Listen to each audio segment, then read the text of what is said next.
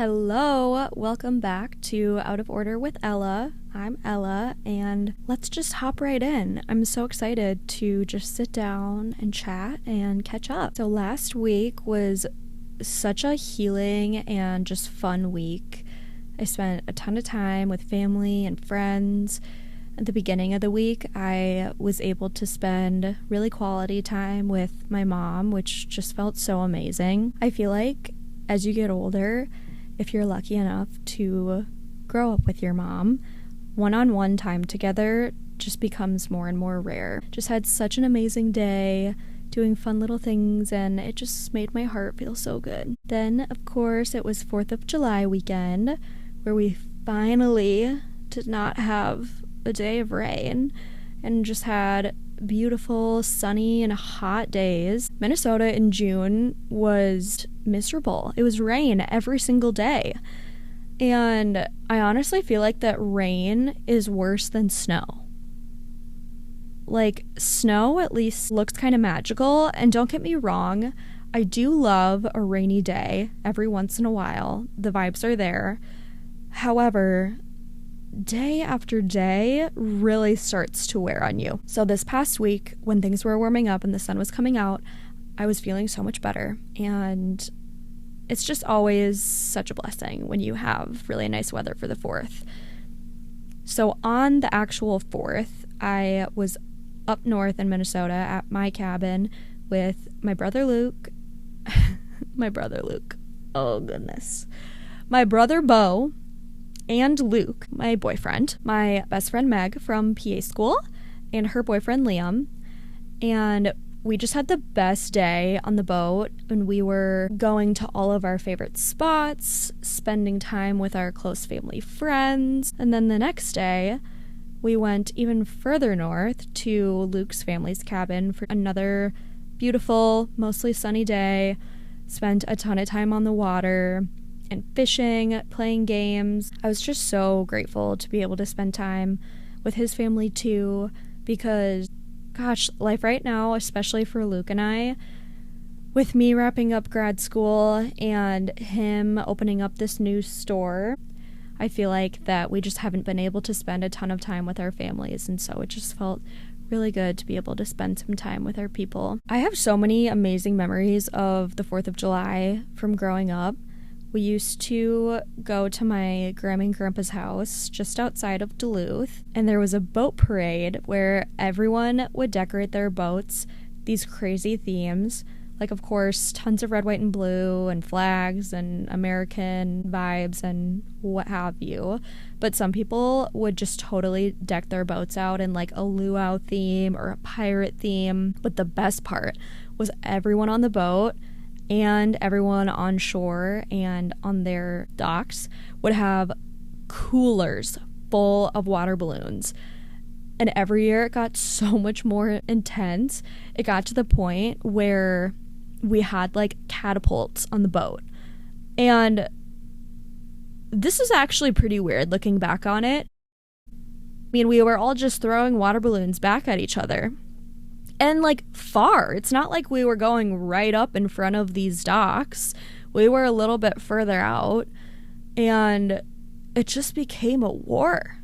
Like, I remember someone in my family wore a hockey helmet on the boat because they got hit with a water balloon in the head one year. Like, things are getting dangerous.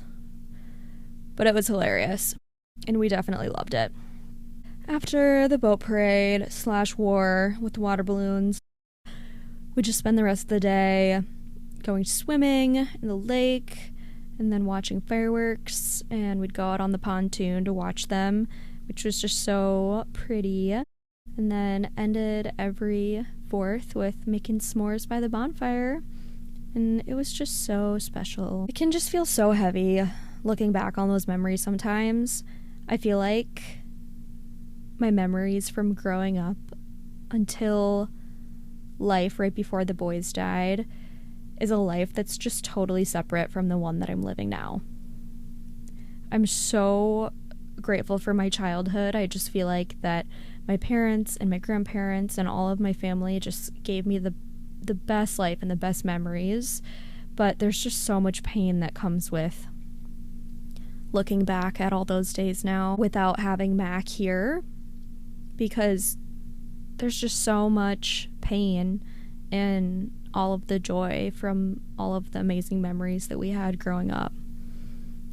I don't think that people realize that you never really get to a point where you just have peace or where you're just completely healed from losing a piece of your family. You have gratitude, of course. You learn to live alongside your grief, but it always will hurt. Lighter moments of the week have a few little lifestyle highlights. I finally got back to Rêve, I think 2 or 3 times last week. And if you don't know what Rêve is, it's a fitness concept in Minnesota that was co-created by none other than my cousin, bestie, sister, friend, Aspen King. Before Rêve, I seriously don't think there were any Pilates studios that offered the type of experience that I was craving, at least that I had ever been to or I had ever heard of. And Aspen obviously felt the same way. Her and I have very similar sports/activity backgrounds. She grew up doing competitive cheer, and I grew up doing gymnastics and then lacrosse. After growing up as an athlete, you're so used to being guided through workouts, and I feel like that now in my adult life, I definitely still crave that challenge and intensity piece. But as I've gotten older, I also have really been enjoying more low intensity workouts. I feel like that it's just a lot easier to stay consistent with that, because the high intensity workouts can just really be exhausting. And of course, Aspen and her co-founder came up with the most perfect fitness class combo of Pilates that incorporates cardio. So the signature classes at Rêve are about 50 minutes long and consist of 4 different sections alternating reformer Pilates and treadmill work, where you can either run or climb at an incline. And there's an instructor giving cues to both sides of the room. So like 2 sides of the room, one is all reformers, one is all treads. And you would think that having like 2 different things going at once would be chaotic, but honestly, I've never felt that way. They're so good at saying, okay, treads, this is what you're doing, reformers, this is what you're doing. And when they're talking to the other side, you kind of just check out. And then you dial back in whenever they say what side you're on. Super, super easy to follow when you're doing it. They also do mat Pilates and full-blown reformer classes. It had been so long since I had been to a class because I was just gone for so long with rotations. And I just forgot how much I love Rêve and how amazing group fitness classes in general are. When I'm at home and when I'm on the road, I use the Form app. And they just have a ton of videos that incorporate Pilates and strength. And I really do love those. But it's just so nice getting into a studio with other people, having good music, and having the motivation of other people doing the class alongside you. Other highlights, honestly, just a whole lot of relaxing, enjoying holiday break, and just giving my mind a break. I just feel like that feels so good these days when my mind is going a million miles an hour at all times. Okay, enough updates and rambles, and on to this week's main topic. I wanted to chat more about things I did that actually helped me survive the first days and months of grief that still really stick with me to this day too. I feel like when people talk about self-care habits, they're referring to like taking a bath, putting on a face mask, watching a movie, wearing their fluffy robe, which totally awesome things to do to treat yourself, don't get me wrong. But when I'm talking about self-care, I'm talking about the habits that we do every day that fuel our bodies and minds to actually be able to live. I found that when things fall apart after trauma and loss, the small tasks are the best place to start to be able to find your way back to even a semi-normal life. Even though they probably don't feel like small tasks at all, especially in the first days and months after trauma. I know that we all have what feels like never-ending responsibilities and different roles, but I love to use the oxygen mask analogy. So, like at the beginning of a flight, when the flight attendants are demonstrating the safety instructions, they always tell you to put your oxygen mask on before you can help others. And they tell you this because you're not going to be much help to the people next to you if you can't breathe yourself. And the same thing applies to our health. Even though, of course, it's much more complex with a lot more moving parts, but striving to put your own oxygen mask on will only help you be a better everything to the people around you, I promise. So what actually are the self-care habits that I'm referring to? I'm referring to all the habits that we do throughout the day to support our physical, mental, and spiritual well-being. So this can be such a wide variety of things, from literally brushing your teeth to eating breakfast to spending time outside to prayer or meditation time. Every person is going to have their unique set of habits that feels good to them and that supports their goals, in addition, of course, to different schedules that allow for or limit how much time that they can spend on these habits. In my personal and professional life as a soon-to-be PA, I have learned that the body, mind, and spirit are truly one being. And supporting one is supporting the other, and in the same way that neglecting one is neglecting all of them. The health of all of these parts of us is absolutely determined in part by the habits that we do or don't do every day. The hard part is that after trauma, like out of order loss, even what used to be the most simple habits, I know can feel so impossible. I was there. Especially in those early days, half of me felt physically just depleted, and the other half of me just had zero motivation. Not everyone probably feels that way, but I know that a lot of people do. And when you're in that pain, you can't just discipline your way out of it. In fact, the concept of discipline, while you're actively drowning in anxious thoughts and deep depression, can feel like someone is kicking you while you're down. Like, not only did you experience a life-changing loss and trauma, and you have nothing left to give, but you also just need to feel bad for not being able to snap out of it. Not around here, partner. Not around here. A little side note in this conversation is it's important to acknowledge that healing does not mean moving on or leaving your person behind. It just means being able to be some of the things that you were before and to become the things that you know your person would want you to be. You, right now listening, are someone that God has plans for on this earth, even if those plans look different than they did before. A little side note, in this side note, God did not give you this pain, and He didn't take your people away for any greater reason. But He is with you every step of the way and will create gifts and passion in you that you never would have had before. And a little side note, in the side note, just because God gives you these gifts, it doesn't mean you wouldn't do anything to have your person back. I, of course, would trade all the perspective, empathy that I've gained to have Mack and Sam back in half of a heartbeat. And God knows that. And luckily, that's where the whole eternal life piece comes into the picture. Okay, now on to the actual tidbits that helped me. Maybe they'll help you. Maybe you'll say, Ella, there is no way that I can do any of those things. And to that, I say, that's okay. You don't have to do them today. I actually think that it is plenty enough that you are just right here. So these topics are a blend of all of what I found to be the best things I did for myself in the first days, months, years, and the things I continue to do today. It includes tangible habits and reminders that I gave myself to have goals and plans, but more than anything, literally just to survive. First and foremost, the PA in me needs to remind you to make sure that you are established with a primary care provider that you trust, and make sure that you're scheduling a visit with them at least annually to check in on your physical and your mental health. There are so many physical manifestations of grief.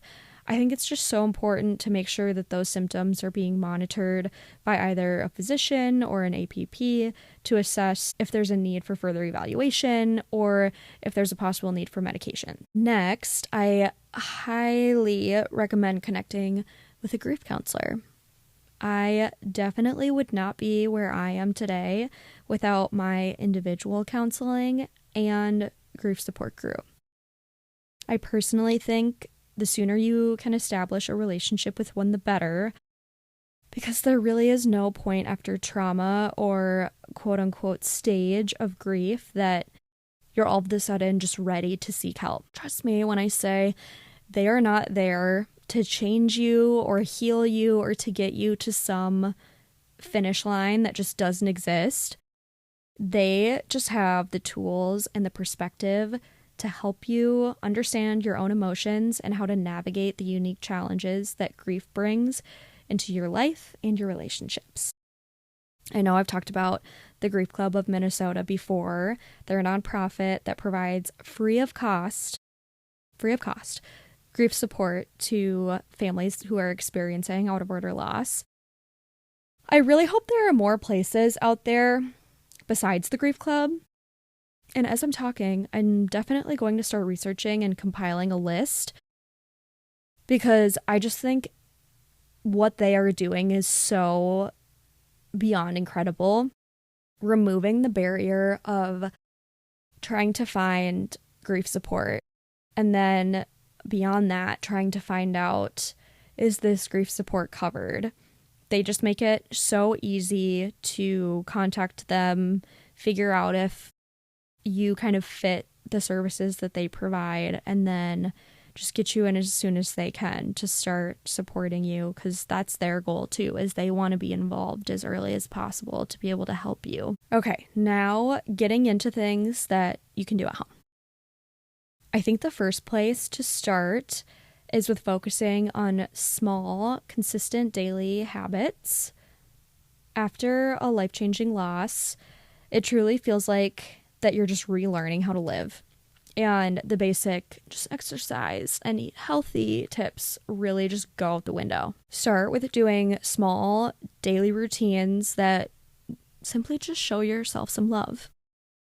In the beginning, this literally might look like brushing your teeth twice a day, changing from one pair of sweats to a different pair of sweats, showering or taking a bath every day or every other day. And if you haven't experienced something life-changing, like the death of a loved one, those things might sound really silly as like big goals to be setting for yourself. But if you have experienced it, maybe you need to hear that striving to do those things is a just perfect enough place to start. Some habits that I added on to level up were things like doing a skincare routine in the morning and evening, reading 10 pages of a book every night, and making tea before I'd go to bed. All those things are so simple and they might seem kind of silly, but it's really the act of doing them for yourself is where the healing really lies. Start with doing just one or two small habits that are not too time consuming, and then maybe make it a goal to add one every week or every month. The next tip is what I do every time I need to reset or to just find motivation: setting self-care timers. I know what it feels like to be lying in bed and feeling like doing literally any task is actually impossible to even think about. What I started doing was I would set timers, even if it was just for 5 minutes, where I would do self-care habits until the timer ended. And I remember days where I wouldn't move all day, and I would just force myself to set a 5-minute timer, to stand up, and just get in motion doing anything that was self-care. From getting ready for bed, picking up my room, setting out clothes for the next day. It didn't matter how fast or slow I was moving, I just forced myself to keep moving until the timer was done. So some days you might set a timer for an hour, and some days you might only set it for 60 seconds. Just set it for as long as you're able to, and just don't stop until it ends. And some days that is going to be the motion that you need to kickstart the rest of your day. And sometimes that's going to be your biggest accomplishment of the day. And I think that's great. Now, we need to talk about how important it is to understand that your capacity probably looks very different compared to what you were able to do before your trauma.